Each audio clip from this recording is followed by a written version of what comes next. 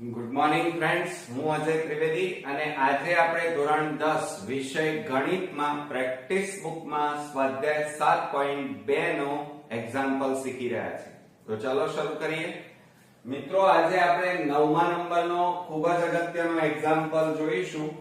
એની રકમ પહેલા જોઈએ તો બિંદુઓ A 1 2 B 4 5 ને જોડતા રેખાખંડનું બિંદુ P2B એ A તરફથી કયા ગુણોત્તરોમાં વિભાજન કરે છે, બરોબર, તે શોધવાનું છે. હવે કયા ગુણોત્તરોમાં વિભાજન કરે છે એટલે એનો મતલબ એ થાય કે m1 જેમ m2 આપણે પહેલા શોધવા પડે અને ત્યાર પછી આપણને એમ કીધું છે b નું મૂલ્ય શોધો. ક્લિયર? ચાલો આપણને મિત્રો પહેલા અહીંયા એક આકૃતિ દોરી દઈએ. તો આપણને આ રીતે રેખાખંડ આપેલો છે, બરોબર. આનું નામ આપણે A આપીએ, આનું B આપીએ અને આ વચ્ચે જે છે P બિંદુ લઈએ, બરોબર. એના યામ આપણને આપ્યા છે 1 2 અને B ના યામ આપ્યા છે આપણને 4 5. હવે કયા ગુણોત્તરોમાં વિભાજન કરે છે એ આપણે શોધવાનું છે. આ x1 y1 લઈએ, આ x2 y2 લઈએ અને p ના યામ આપણને આપેલા છે 2b આપેલા છે, બરોબર. ચલો એટલે આ x y લઈએ. તો મિત્રો સૌપ્રથમ અહીંયા જુઓ કયા ગુણોત્તરોમાં વિભાજન કરે છે એટલે એનો મતલબ એ થાય કે આપણે m1 જેમ m2 પહેલા શોધવા પડે. આ આપણને આપેલા નથી, બરોબર. આ આપણે શોધવાનું છે. તો આપણે વિભાજનના સૂત્રનો ઉપયોગ કરીએ. તો સૌપ્રથમ જુઓ અહીંયા આપણે લખીએ વિભાજનનું સૂત્ર અને વિભાજનના સૂત્રની અંદર મિત્રો અહીંયા આપણે લખીએ કે P બિંદુના યામ બરાબર કૌંસમાં m1 x2 plus m2 x1 અને છેદમાં m1 પ્લસ m2 અને y ના લખીએ તો m1 y2 અને પ્લસ m2 y1 અને છેદમાં m1 પ્લસ m2 થાય, બરોબર. હવે આને બોક્સ બનાવી દઈએ. આ આપણું આખું વિભાજનનું સૂત્ર તૈયાર થયું, બરોબર. હવે એમાં કિંમતો મૂકીએ. ચાલો તો શું થાય? P બિંદુના યામ કેટલા આપેલા છે આપણને? 2b બરાબર કૌંસમાં m1 તો શોધવાના છે, બરોબર. x2 બરાબર કેટલા છે? 4 પ્લસ m2 m x1 આપણને અહીંયા આપેલા છે 1 અને નીચે m1 વત્તા m2 m.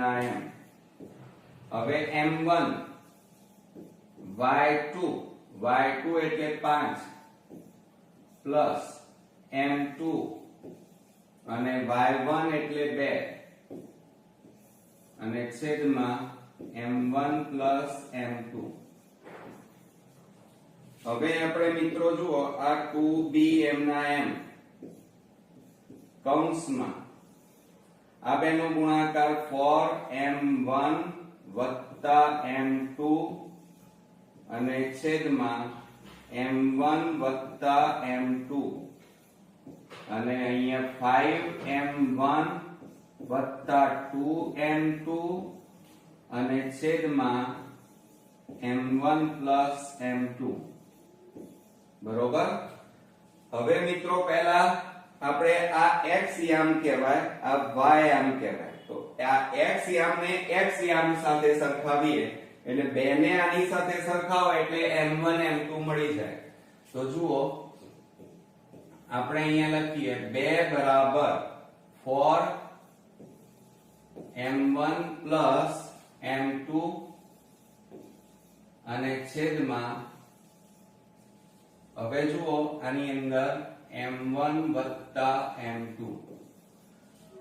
હવે મિત્રો આ ભાગાકારમાં છે, આ બાજુ જાય તો ગુણાકાર, તો 2 કૌંસમાં m1 વત્તા m2 બરાબર 4m1 વત્તા m2.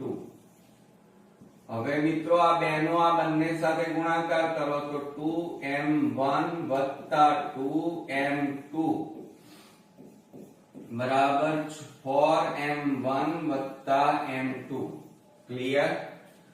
હવે આ m1 વાળા પદને આ બાજુ લાવો તો શું થશે? 2m1 માઈનસ 4m1 બરાબર m2. હવે આ પ્લસ વાળા પદને પેલી બાજુ લઈ જાઓ, માઈનસ 2m2 થાય. હવે બાદબાકી કરો આ બેની, 4 માંથી 2 જાય તો 2m1, મોટી સંખ્યા આગળ માઈનસ, મોટી સંખ્યા આગળ માઈનસ, 2 માંથી 1 જાય તો 1m2 વધે. બરોબર?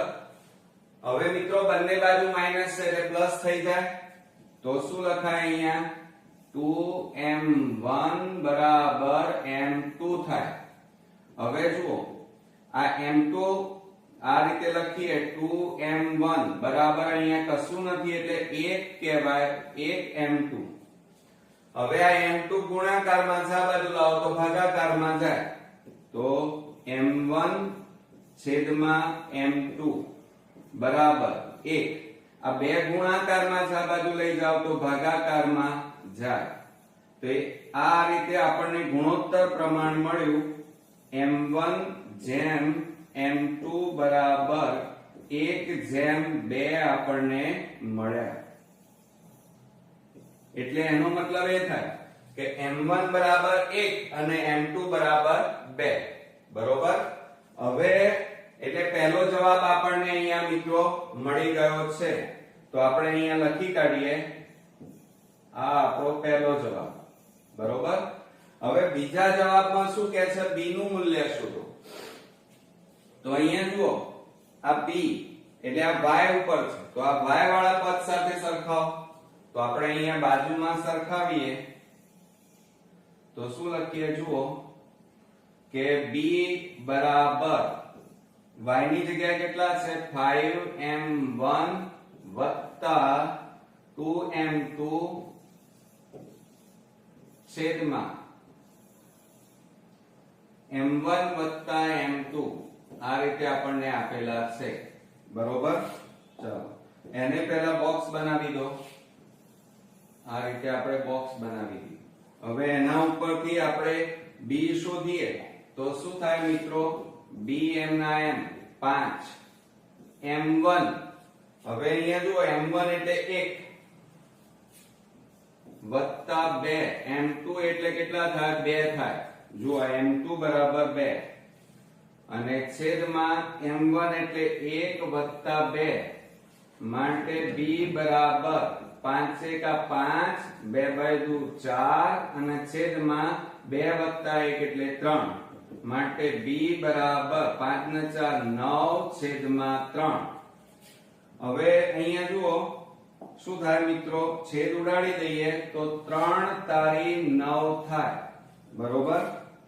માટે આપણો અહીંયા જવાબ મળ્યો, અહીંયા લખીએ માટે b બરાબર કેટલા મળ્યા? 3. એટલે આ રીતે આપણને અહીંયા બીજો આન્સર જે માંગ્યો હતો એ આપણને મળ્યો. એટલે જુઓ કયા ગુણોત્તરોમાં વિભાજન કરે છે, તો આપણે અહીંયા જવાબ કરીને લખીએ. મિત્રો તમારે પરીક્ષામાં જવાબ ખાસ લખવા. અહીંયા આપણે આન્સર કરીને લખીએ તો a તરફથી કેટલા જુઓ કયા ગુણોત્તરોમાં વિભાજન કરે છે? તો 1:2 ના ગુણોત્તરમાં વિભાજન કરે છે. બરોબર, આ પહેલો જવાબ. બીજો જવાબ શું કહે છે? b નું મૂલ્ય મેળવો. તો b નું મૂલ્ય કેટલું મળ્યું? 3. તો આપણે અહીંયા લખીએ b નું મૂલ્ય 3 છે. આવડશે મિત્રો? તો આ રીતે આપણો અગત્યનો એક્ઝામ્પલ અહીંયા પૂરો થયો. નેક્સ્ટ વિડિયોમાં નવા એક્ઝામ્પલ સાથે ફરી મળીએ. ત્યાં સુધી ગુડ નાઇટ ફ્રેન્ડ્સ.